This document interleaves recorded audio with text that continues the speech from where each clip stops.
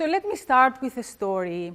Until March 2020, Jenny, a competent and driven professional, mother of 2 children, was living a rather predictable existence between the boundaries of life and work. She was going to work every morning, she was picking up her kids from school. In the afternoon, she was spending time with her family in the evening. A very familiar routine, right?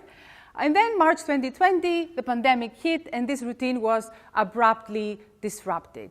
And Jenny found the 2 worlds colliding. Everything was happening in one single space, the home. The home became the workspace, it was the family space, and navigating the demands of both worlds became harder and harder. Right? And as life in the new normal evolved, Jenny observed an interesting paradox. Although the 2 worlds were highly intertwined, she started feeling distant from both. She felt distant from co-workers because of the physical separation, and she was feeling distant from family because she couldn't spend quality time with them. There were always online meetings she needed to attend, emails that needed to be answered, so she gradually felt overwhelmed. And the person that she particularly felt separated from and distant from was her direct manager. There were still online meetings with the team. They still had email exchange. However, she was missing the casual conversations, the information that were exchanged outside the formal meetings. And she was also missing the nonverbal signs of support from the leader. An affirming glance over the table, a casual well done mentioned in a corridor. So that made her feel stressed, and she found it harder and harder to cope with the demands of her job. This may be a pandemic story, but still resonates for many because remote and hybrid work has become the norm. And remote work has a lot of benefits because of the flexibility and the autonomy it provides, but at the same time, there is a dark side.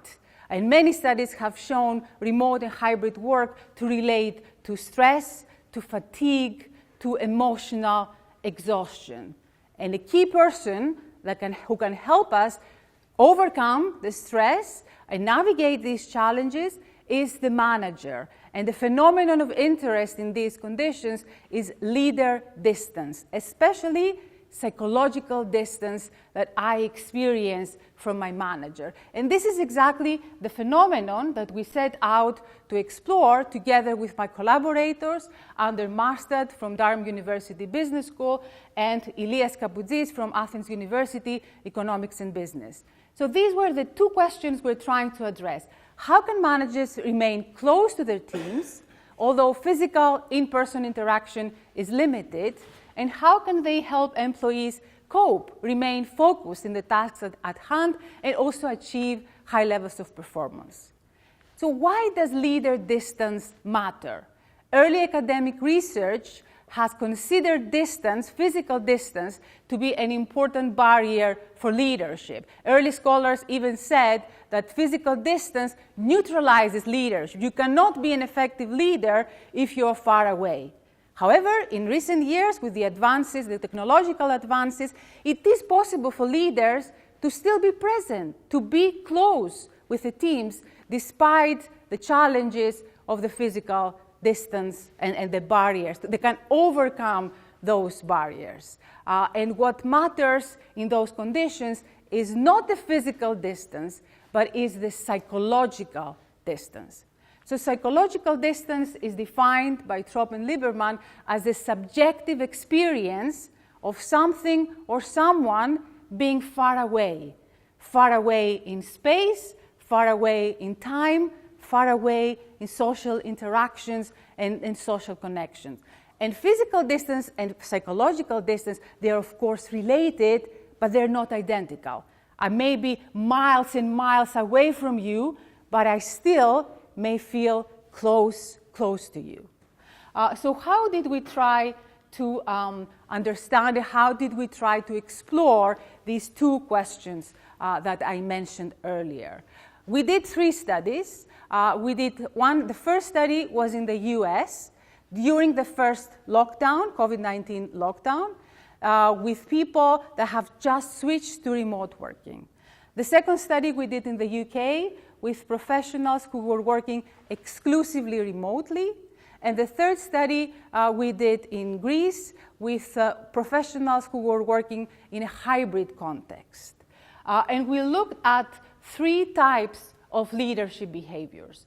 We looked at task leadership, whether the leader emphasizes short-term goals and objectives, clarifies expectations, and monitors performance. We looked at considerate leadership, whether the leader shows concern, empathy, compassion, they show they care for their people.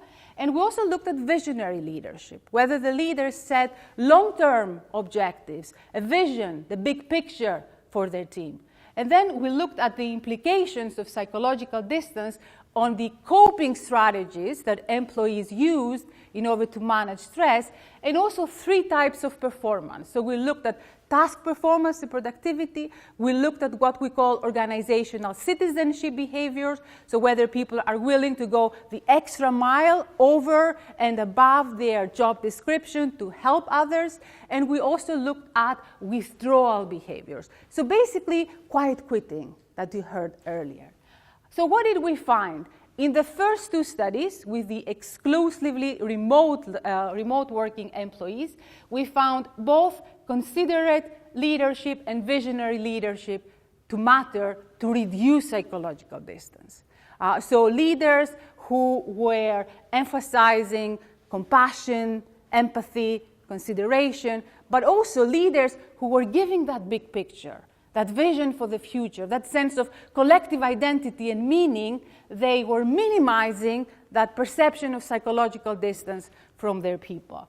We didn't find any effect for task leadership. So emphasizing short-term goals and objectives, almost to the point of micromanaging, did not help to reduce psychological distance. And then we also found this perception of psychological distance to matter for adaptive coping strategies and also for all 3 types of performance. Now, what happened in the hybrid context? In the hybrid context, we find only considerate leadership to matter. So only leaders who were compassionate, caring, empathetic, they were reducing that psychological distance. We still didn't find any effects for task leadership. And this time, we didn't find any effects for visionary leadership and for that long-term goal. A possible explanation for this is that in exclusively remote contexts, employees crave information, and their manager can help them fill in those gaps and provide this information. Whereas in the hybrid context, because people come to the office and they do have access to other channels of information and informal channels, for example, gossip, they don't experience the same information asymmetry. So maybe the leader setting out this long-term goal and direction, and it doesn't matter that much for reducing psychological distance. And we still find significant effects of distance, coping, and performance. So what do these findings mean? What are some key takeaways from this research? First of all, be a compassionate, empathetic, caring leader. Show that you care. Take time during online meetings to go off script and discuss people's challenges, people's concerns. Post-pandemic, the priorities have shifted. People ask less, what's in it for me? What do I have to gain? And they ask more, is it worth my time? Make it worth their time. If something can be easily resolved by an email, you don't need a long online meeting to do this. Purposeful leadership, especially in exclusively remote contexts, give them that big picture, give them that sense of direction, give them a sense of meaning and sense of collective identity. People want to feel that they matter. This notion of mattering was discussed extensively in the recent World Economic Forum. We want to believe and to feel that we matter, and that our work and what we bring to the workplace is valued by our companies and by our managers.